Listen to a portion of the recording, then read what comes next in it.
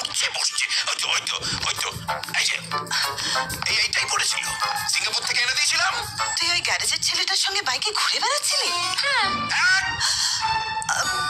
মারতাম ঠাসি এক থাপ্পড়, নেহাত গালে দাগ পড়ে যায় বলে মানলাম না। এমন ভাবে কথা বলছে মনে হচ্ছে যেন ব্রেকফাস্ট খাবে কিনা জিজ্ঞেস করছো। তুই শুধু ঘুরে বেরিয়েছিস, ভালো টালো বাসিসনি বল? দুটোই করেছি। কিন্তু সত্যি মেরে দেবো, এ দাগ পড়ুক আর যাই হোক। তুমি একটু শান্ত হও না, ও বাচ্চা মেয়ে, অত শত বোঝে না। আমি কি কিন্ডার গার্ডেনে পড়ি?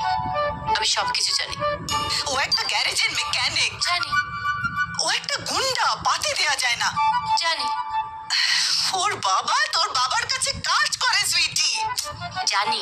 সবই যখন জানো তখন পচাশা মুখে পাটা কাটলে কেন মা? আমি ওকে ভালোবেসেছি, ওর কিছু নেই বলেই তো।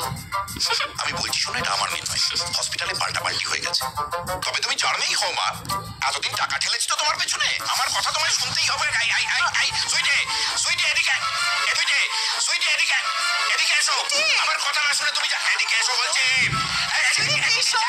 সুইটে দরজা খোলো। ঠিক আছে, দরজা খুলবি না তো তুই? দেখ সাইডে গিয়ে আদির বাপের কল কবজা কিরকম খুলে নি, দেখ তুই।